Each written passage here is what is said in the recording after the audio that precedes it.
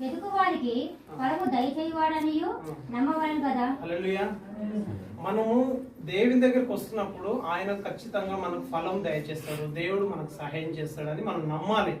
మనం రావడానికి కారణం ఏంటంటే దేవుడు మనకు తోడున్నాడు అనే విశ్వాసం ద్వారా దేవుడు నడుచుకోవడానికి కోసమే మనల్ని దేవుడు ఈ స్థలానికి, ఈ ప్రాంతానికి మనల్ని రక్షించడానికి.